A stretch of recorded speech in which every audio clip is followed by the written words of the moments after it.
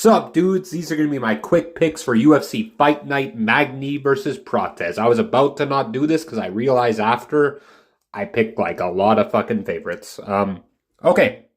So starting off the card, this one's kind of interesting. Antonio Tricoli versus Trayshawn Gore. And if you remember Antonio Tricoli, he's the guy that fought Shara Magomedov on like 3 days' notice and got knocked out in the third round, but does have a round on Shara Magomedov, which is pretty impressive. And yeah, his biggest strengths are like his length and height at middleweight. He's 6'5" and 80-inch reach. Yes, he has very long arms.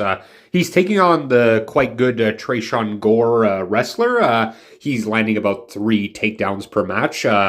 He's pretty good, but like it seemed like when he got to like the UFC, like he lost like a couple of times, and then he beat Josh Frem by ripping his fucking head off almost. But yeah, got knocked out by Brundage, had a good fight with Brian Battle, and I'm surprised a little bit he's the favorite, but I am going to be picking Trayshawn Gore to win this fight. I just think the wrestling, he's going to be the far better wrestler compared to Tricoli, but if you guys want to go on Tricoli's side, I get that too.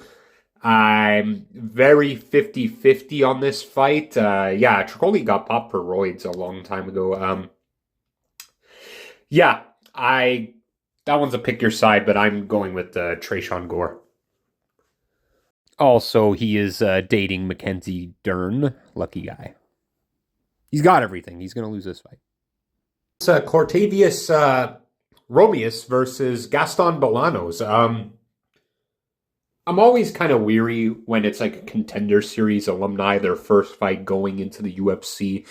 But I think like the well-rounded skill set is on Romeus' side. Gaston Bolanos is a very accomplished kickboxer. And like, yes, Cortavius has been chinned before. So is Gaston for sure. It can happen. But I think like Cortavius is going to fight this one smart. And he's going to get like the win probably by, I'd say, decision. Yeah, Gaston Bolanos is not a bad underdog, though. Melissa Mullins versus Claudia Segula. Melissa Mullins is 1-1 in the UFC. She got finished by Nora Cornell, but did have like the first round on her. And before that, she had a decent win over Irina Alekseeva. Just well-rounded game set in that. And she's taking on Claudia Segula, which will be her UFC debut. And a lot of people are picking her on Tapology, but I'm going to be going with Melissa Mullins in this fight. I think Segula might be the more like cleaner fighter in this maybe, but I think Mullins is going to have like bigger moments, maybe more takedowns and whatnot. So yeah, Mullins is going to be the pick. Not super confident. Now it is Damon Blackshear versus Cody Stamann. I'm like relatively confident. It's just like Damon Blackshear, like when he steps up a little bit, he doesn't seem to win. Like I know, I do think he beat like Mario Bautista in that short notice fight a week after he got a twister over Jose Johnson, which was very impressive. He's like the third or fourth one to pull that off in the UFC. Cody Stamann is a good wrestler and whatnot. I just feel like he's slowed down a little bit like lately. He also kind of has that problem when he steps up in competition.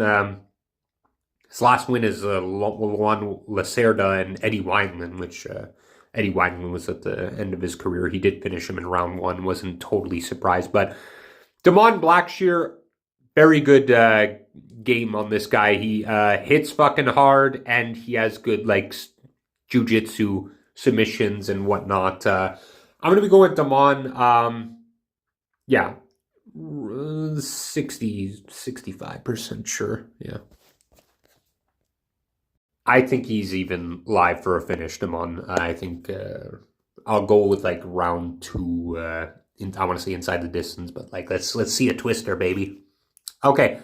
Charles Radke versus Matthew Semmelsberger. This, I've been going back and forth because I feel like every time I pick Semmelsberger, he lets me down. And when I don't pick him, he wins. You know, I picked him against Uros Medic. I think I even picked him against Preston Parsons and Jeremiah Wells, and he's lost all those times. And I did not pick him against Jake Matthews. I thought Jake Matthews would have beat him. And weird. Him against Jeremiah Wells, a very accomplished like wrestler and whatnot. he had a lot of success. He knocks down like most of his opponents, Matthew Semelsberger, and then like Preston Parsons, it didn't seem like the same guy. I don't know what happened. Like he shaved his head or something in that fight, and it all changed. Will he hurt Charles Radke? Yeah, maybe. He's probably gonna land a knockdown on him, but like he's a bit gun shy whenever he gets like his opponents hurt. He doesn't like go in for the kill, which yeah. Charles Radke, I think, is gonna like kind of out wrestle him in this fight and probably have the bigger moments, and is gonna win by decision. Again, I'm not like super confident. I think Matthew Semelsberger is a decent underdog in this fight. Yeah. Radke did just get finished by Prates, who's in the main event. He got hit in like the liver or something, went down. But before that, he knocked out Gilbert Arbina and won by decision against Blood Diamond. Yeah. Now, Mansour Abdul Malik versus Dusko Todorovic. In Mansour's Contender Series fight, it was not going too well for him the first round, but he got the finish in the second round. Wes Schultz was actually looking pretty good in that fight until he got finished, but that guy's like super durable as well. Like it took a while. Like he really ate a lot. He seemed to gas a little bit Mansour in his fight on the Contender Series. He's taking on Dusko Todorovic, who has not fought in a while. It's been like a year and like 5 months, I believe.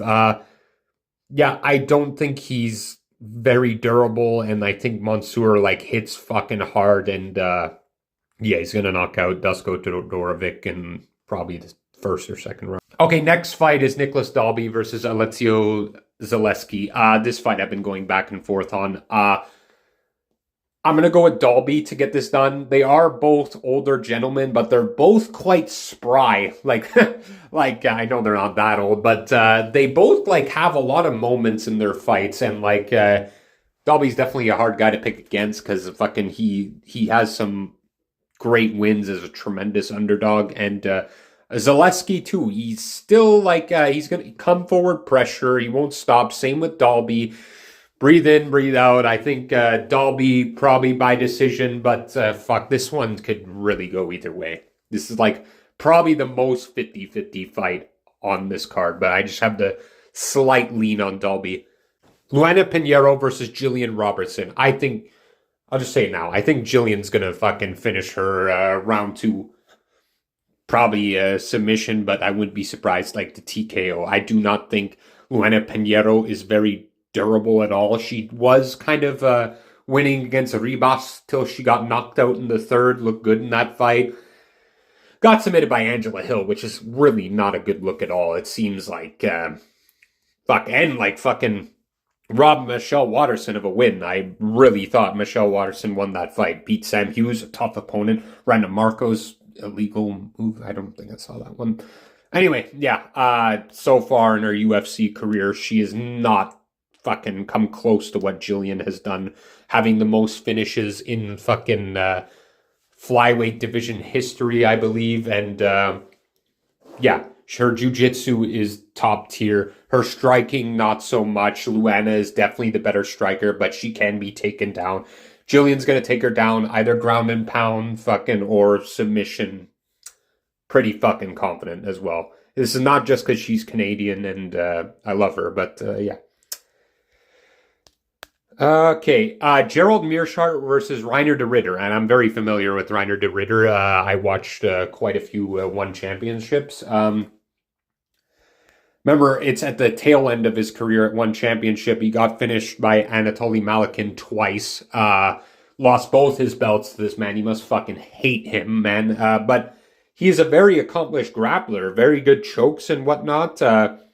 He seemed kind of unstoppable for a while. He was a favorite against Malakin the first time. But see, this is not, one championship is not the UFC. And I'm wondering, like, something in my mind is like thinking maybe like Gerald can like pull this off. He's not a bad underdog, but I'm going to be going with Reiner de Ritter to get this one done. Like, they brought him in for a reason. I know it can be like, can't count out GM3. That's for sure. But then I say that, and fucking Reiner the Riddler comes in here and finishes him the first round. GM3 is not durable at all anymore. He gets knocked down or something and then fucking throws up a triangle or something is how he wins like a lot of his fights.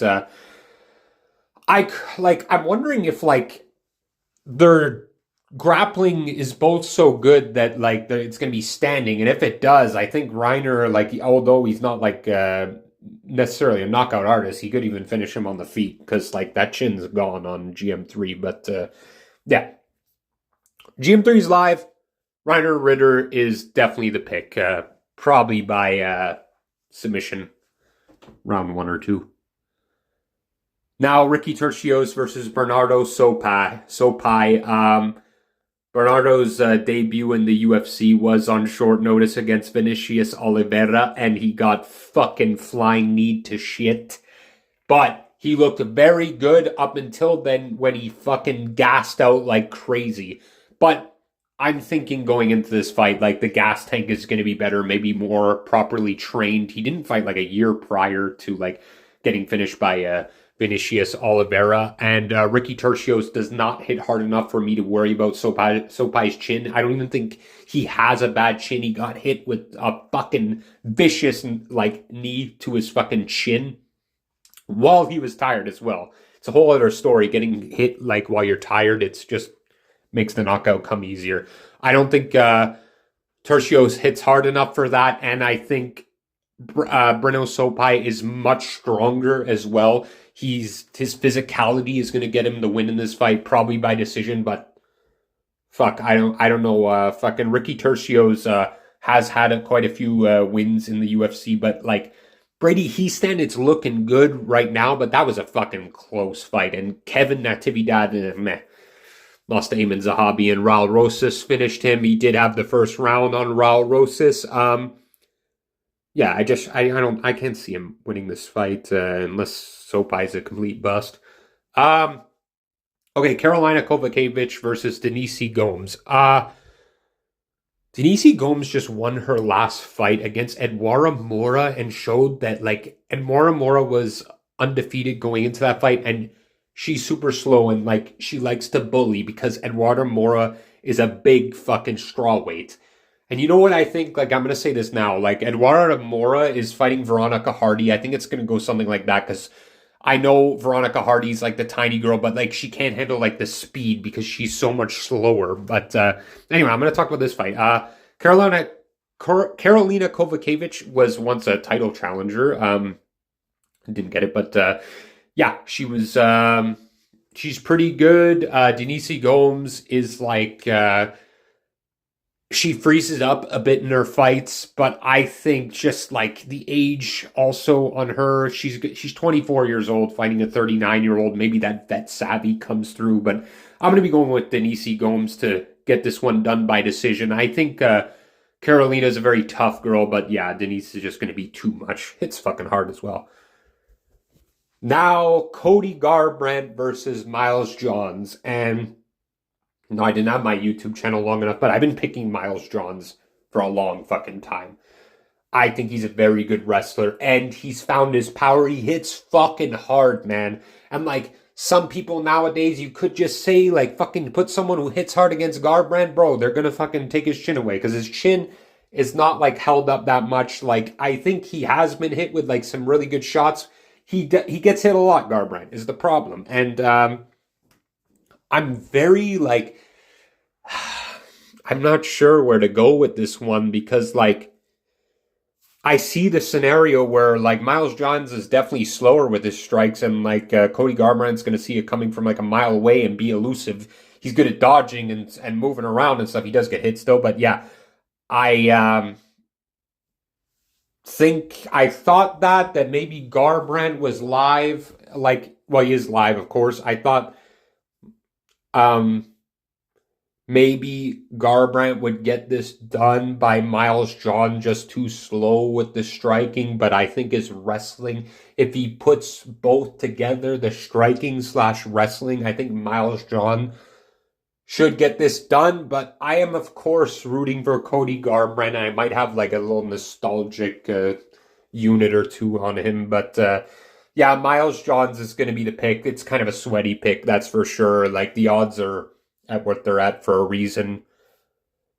Yeah, let's see but I'll be happy to see a classic Garbrandt finish by knockout. But yeah, I think Miles Johns is really good as well.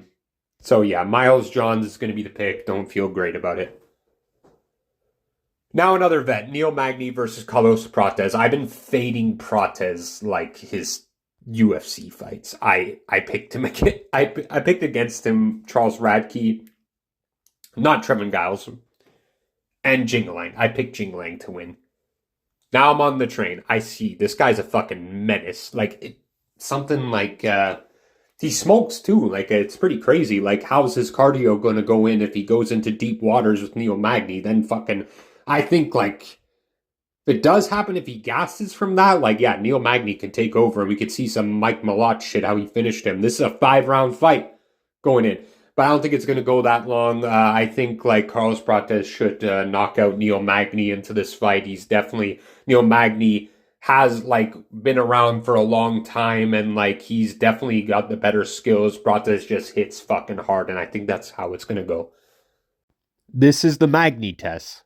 Let's see how it goes. And I think at those odds, I wouldn't touch like this fight, to be honest. Maybe sprinkle a knockout for Prates to win, but yeah.